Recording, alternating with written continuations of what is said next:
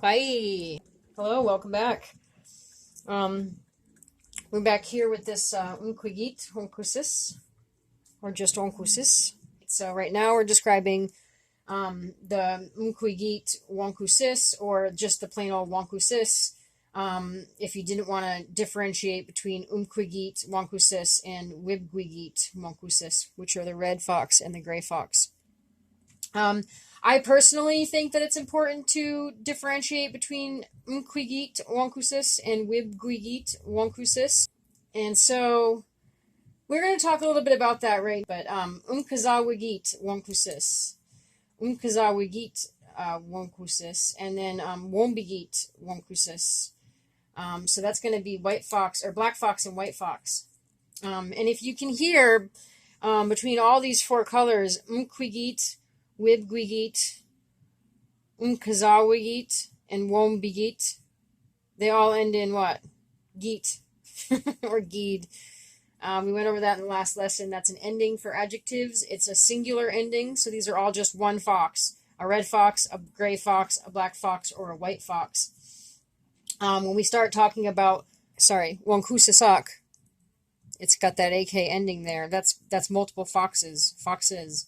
But right now we just have this Pazago Wonkusis. So we have here Pazago Wonkusis, and we're talking about Wonkusisak because we're talking about four different colored Wonkusis, or Wonkusisak, four different colored foxes. So again, Wonkusis could mean just plain old red fox, or it could just mean fox. And so I'm going to use it as the word fox because I know the difference between an Umquigit Wonkusis and a Wibguigit Wonkusis. And I'd like to tell you a little bit about that here in just a minute. Another thing that's really interesting about Wonkusis, whether it be an Umquigit or a Wibguigit, is that they are a native species. So they're native to North America, and actually they're like millions of years old. And they came over on the Bering Strait, the Bering land bridge, way back in like the Pleistocene era. And so they are really ancient for being here on this continent. So they are like original inhabitants. So they're indigenous, just like us. We do have there is a Umquigit Wonkusis that comes from Europe, but there are some European Umquigit Wonkusis that are here. So there's several species of Wibguigit Wonkusis, and there's several species of Umquigit Wonkusis. And then of the Umquigit Wonkusis species, then there's a whole bunch of varieties as well. And so anyway, so there are different species. So to tell the difference between this one versus another one, so this I know for sure is a red Umquigit Wonkusis. So the way that we know is because, and you can remember this way, is the Latin name for red fox, or Umquigit Wonkusis, is Vulpes, or Vulpes. And if you see on the top of the head right here, this makes a V shape right here. It's shaped like a V right there on the top of the head. I'm sure you can see that in the video. I think you can. Yes, you can. And so the Wibguigit, the Wonkusis, the gray fox, that species name, Latin name, is Eurocyon, and that starts with a letter U. And if you look at the skull of a Wibguigit Wonkusis, it's going to have a U shape. It'll be very much wider, and it'll have a U shape right here instead of a V. So instead of this V, it'll like widen out like a bowl in the bottom there. It'll be like a U shape down here. And another thing to know about is how to tell them apart when you're looking at the animal with fur on it.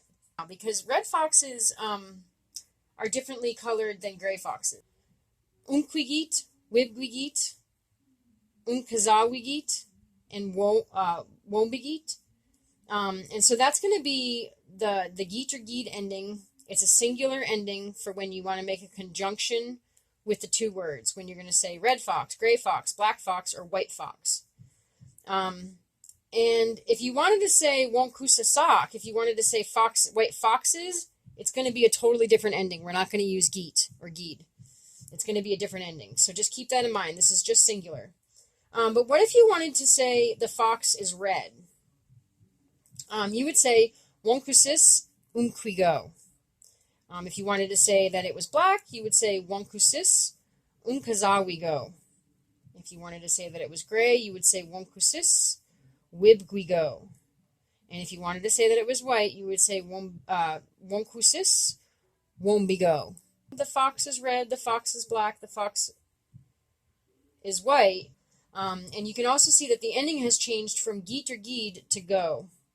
And so go is going to be the singular adjective ending when you're using an adjective in a singular form versus plural, and it's an independent form. So when that word is all alone, it's not connected to the animal. When we're saying the white animal, the black animal, the gray animal, that's a conjunction, and we're going to use geet or geed. If you're just talking about the animal being red or being blue or being white, then you're going to use go. And these are both endings for awani, and we went over that already. We're not doing kag, we're talking about awani right now.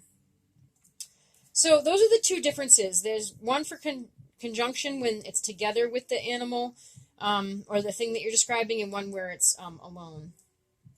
And so why does it matter that we say it two different ways? Well, it really depends, because what if you want to say unkwigi wonkusis unkazawigo?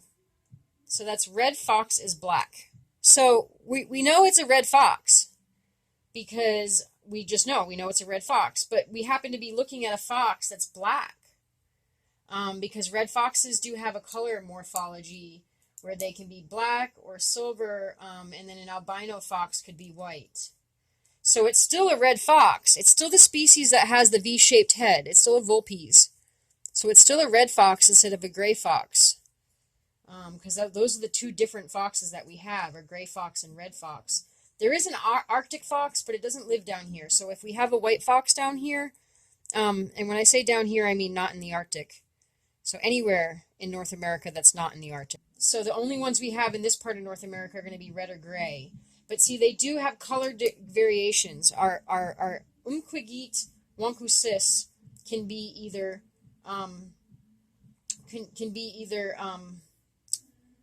umquigo, umkazawigo, or wombigo. And so you could describe them differently. So you could say umquigi wonkusis umkazawigo. The red fox is black. So I could say Gikinamawa Uzukuna. So look at her tail. And that's going to tell you something different about the wonkusis. So the red fox has a white tip tail, black legs, and black ears. And Wibgwigi wonkusis, the gray fox, has a black tail. And so that's how you can tell the difference, aside from the gray that's in the fox. That's how you can describe or tell the difference between the two foxes. And so we're going to learn in part 3 how to use those words, gray, black, white, and red, to describe the fox, the different foxes, and the different parts of the body. So I hope you enjoyed part 2.